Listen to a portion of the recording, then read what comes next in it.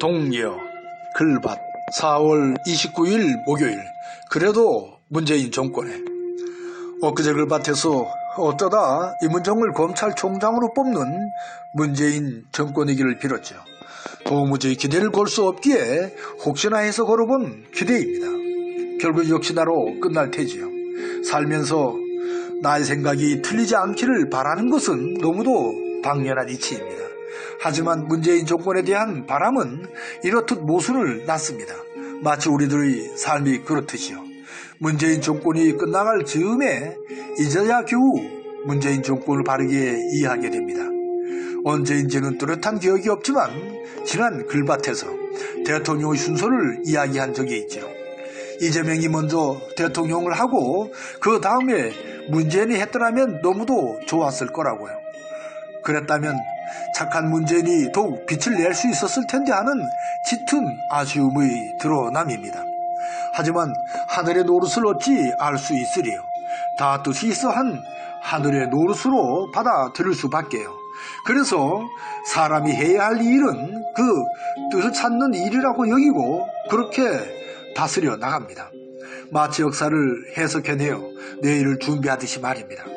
이것은 어쩌면 문재인 정권을 안고 있는 우리들의 숙제인지도 모를 일입니다. 너무도 멋지게 풀어갈 수 있는 일들을 손 놓고 뒷짐을 지으며 바라볼 수밖에 없었으니까요. 이런저런 핑계를 찾을 정도의 구차함에 빠진 우리들의 문재인 정권이니까요. 우리가 촛불을 들어 세운 촛불 정권으로 여기고 있으니까요. 그래서 만감이 교차하는 오늘입니다. 보궐선거의 패배, 이것은 어쩌면 하늘이 준 큰 선물일지도 모른다는 생각에 이릅니다. 그만큼 어처구니 없는 일이 눈앞에서 끝없이 벌어진 셈이니까요. 대통령인 문재인 그리고 180석의 민주당이 있는 그대로 적나라하게 보여준 오늘입니다. 그래서 애써 그 어처구니 없는 일에서 그 까닭을 찾곤 한 우리들이죠. 물론 어려운 일일 테지만 그게 어렵지 않게 할 수 있는 일들이 줄줄이 머리를 스칩니다. 논의 말씀을 드렸지만 너무도 큰 아쉬움이 뒤따르는 통일 관련의 일들이 으뜸입니다.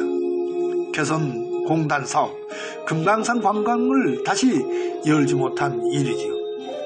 4.27 판문점 선언만으로 끝난 일입니다. 가을 8.58기 천안함 세월호 참사의 진실을 깨지도 못한 일도 그에 못지 않습니다.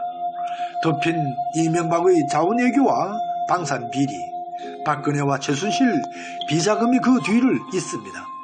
이석기, 한명숙, 신계륜, 김재윤, 신하경, 손혜원, 조국, 추미애를 짓밟은 검찰의 짓거리입니다. 유전무죄, 무전유죄를 넘어 유검무죄, 무검유죄를 낳은 사법의 짓거리입니다. 얼마든지 할 수 있는 일을 뒤로 미룬 채 기득권 지키는 일에만 얼을 팔았던 결과일 테지요.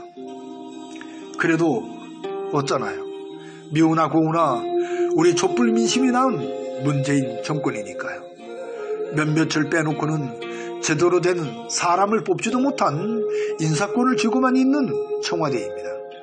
이제 정권 끝자락에서 검찰총장으로 임은정을 뽑아 못다한 그 값을 톡톡히 했으면 싶네요.